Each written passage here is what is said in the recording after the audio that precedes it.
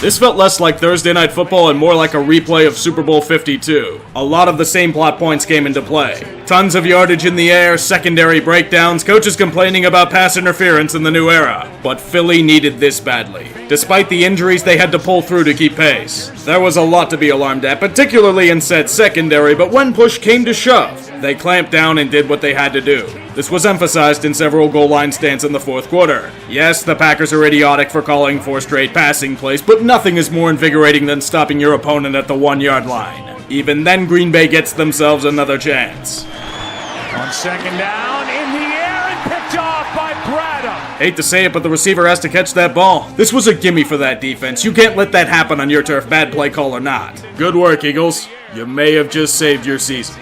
Look, I know you want me to start laughing at Denver, but that'll have to wait a little bit. But guess who's gotten a head start on it? Yes, that's good sports. Daily football talk and sports humor with a bit of a Rocky Mountain flair. I know he's slowly dying because the Broncos are awful this year, but trust me, the rest of his content is worth it. Get started with the magic by clicking the link below in the description. And thank him for sponsoring this vid as well.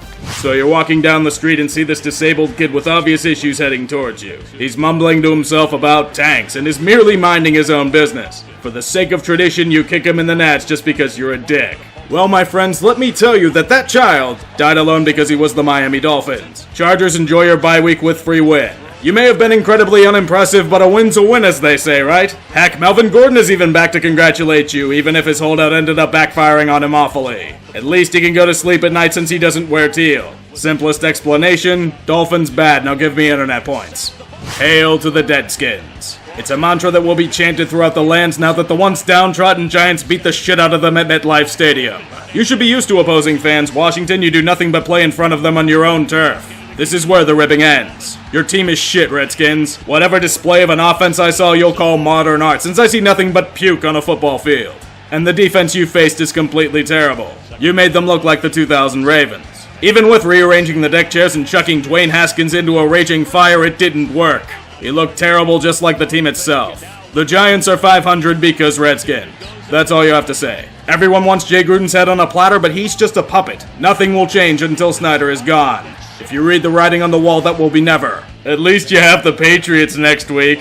Have fun. A matchup hyped as a clash of two emerging empires of the AFC North became an ambush and relentless slaughter. Little did we know that Cleveland unleashed a 4-pests campaign that included the Raven. There were direct kills for every single one of them within sight. It wasn't just a defeat for Baltimore, it was straight up humiliation. And it's not the offense that was the main culprit for their demise, it was their defense. You know, the reputable group that boasted of stopping all big plays against their secondary? They got smoked all game long.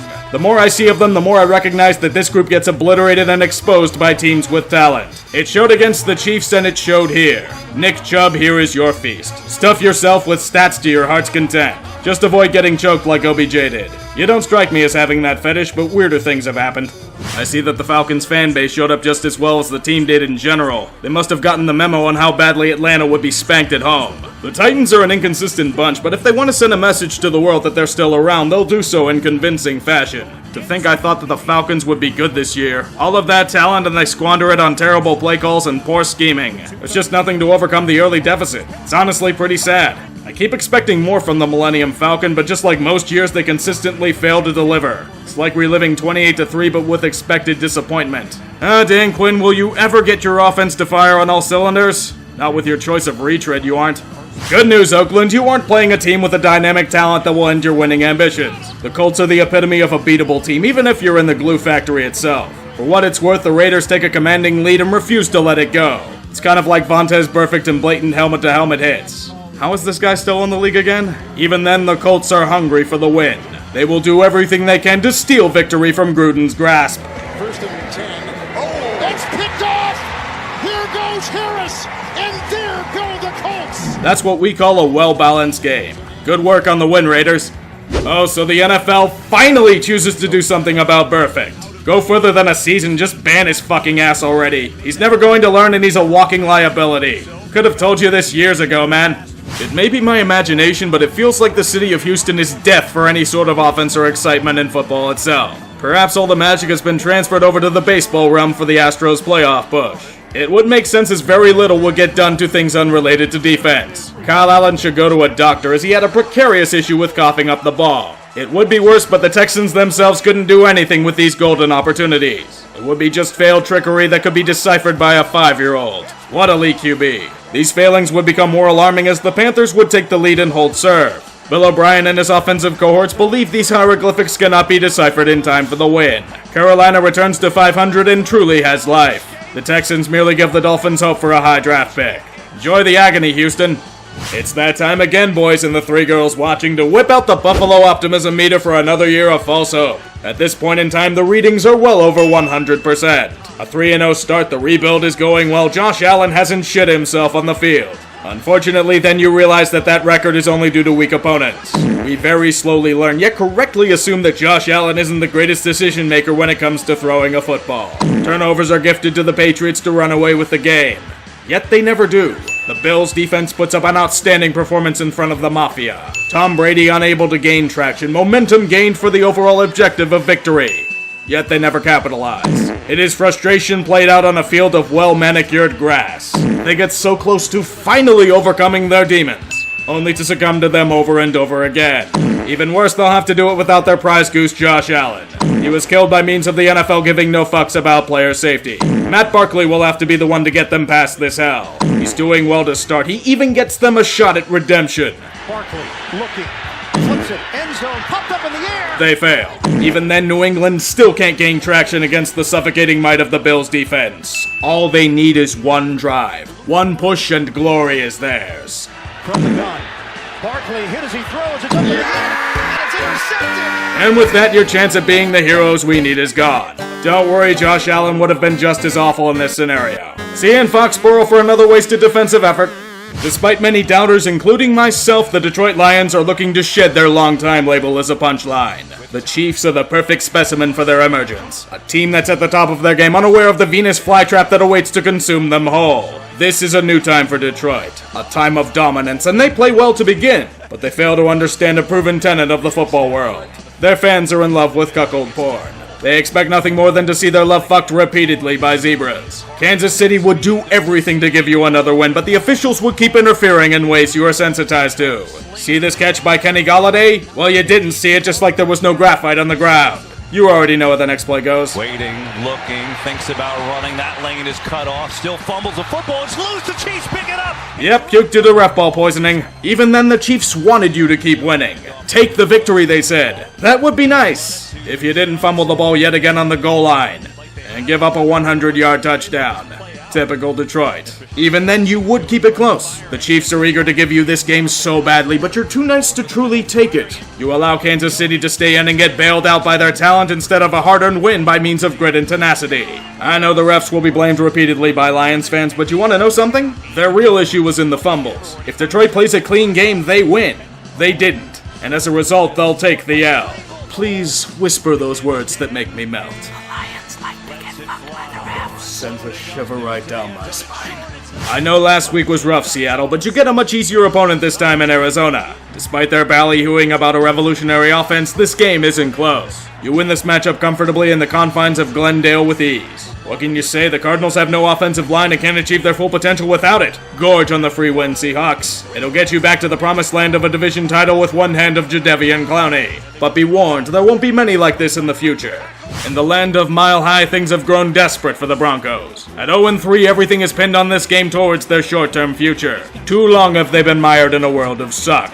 They need this win more than Elway needs his admiration for past accomplishments. In the first half, it would be a reality. The problem, it was only in the first half. The offense would stall out repeatedly after halftime. 3 and outs aplenty. The defense getting pressure on the quarterback for the first time all year, unable to withstand the pressure against them. The Broncos would forfeit the lead. But then something amazing happened. Denver's offense was able to break through Saxonville. Even without Jalen Ramsey and his repeated ailments and paternity leaves, this may be a season saver. That is until you realize Denver's defense cannot stop the might of Gardner Minshew. As a result, they merely listen to Sonny and Cher. Lambeau's kick on the way, right down the middle and good. The Chicago loss redux. Denver continues to wonder what the fuck to do to fix it when in reality it's their own damn fault for it. Maybe one day John Elway will be fired. in about 20 years? Soldier Field. A place where both offensive ambitions and tasteful architecture die. Today was no exception.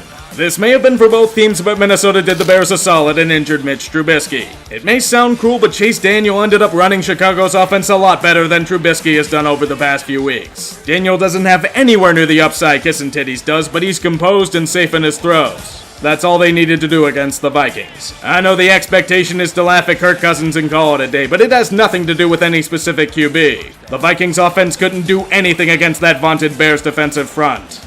And this is with several starters out. I honestly don't think many teams could. The consistent pressure and blanket coverage would have broken anyone, and Minnesota was no exception. Despite the questions on offense, Chicago cruises to a convincing win.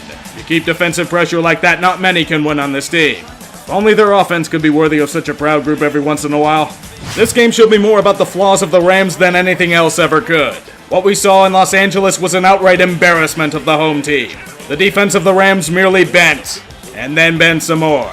They looked weak as all hell against a famous Jameis who had no interest in baking turnovers for free. Constantly beaten on coverages, lacking a true answer for their schemes, it was a wake-up call for the Rams defense. Perhaps it was more of a shock for Jared Goff. In the simplest terms possible, he decided it would be a good idea to revert to rookie form. Interceptions and fumbles aplenty, helping the Buccaneers to a so-called upset win. If you look at the game itself, it was less of an upset and more of an upending. Shaquille Barrett and his emergence as an elite edge rusher will make sure of it. He's making Denver look really foolish for letting him go so far.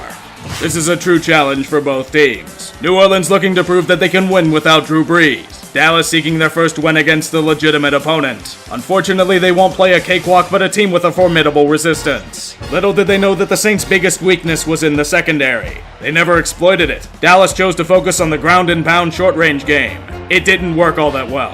No matter what they tried, they would keep fumbling it away in critical situations. This is how you get a situation where the Saints don't score a touchdown yet have the lead deep in the fourth quarter. Hell, the Cowboy defense did their job and then some, yet Dallas still couldn't capitalize. It was borderline disgusting in some regards. It doesn't matter whose fault it is for the flaccid offense, it's fitting that they lost. If you can't solve the riddle of New Orleans, you don't deserve to win. Sorry, I don't make the rules, these are just the regulations of the NFL. Get back into the pile, Cowboys. Another fantastic classic on Monday Night Football. A struggle of two 0-3 teams hoping to God that they won't fall into the tank bowl category. With worn-down rivals trying to one-up each other at the halfway house, I can at least take comfort in one of the league's most cherished narratives. The Bungles. This team enjoys slow walks on the beach, uninspired offensive play, and bungling everything in sight. Led by the Crimson checkdown and his fine protection of a line of rotted plywood, all Pittsburgh has to do is breathe and they will live. Cincinnati was getting fooled by wildcat plays. That offense hasn't been revolutionary in over 10 years. Thus the narrative continues in Yinzerland. At least they can beat an awful Bengals team. Shockingly, they are now only one game away from the division lead. The AFC North is a shit show and I will relish in it. Someone inject this false hope right into my veins. I want to be ignorant again. The gods always demand sacrifice. Let us lament those we have lost this week.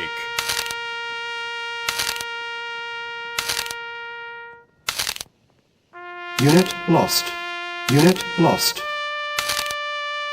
Unit lost. Unit lost. Unit lost. May the fallen be blessed in the football afterlife. Amen. 1st and 15. Jackson completes that ball to Willie Snead, and Snead up the sideline. Snead looking for the end zone, and he'll get there.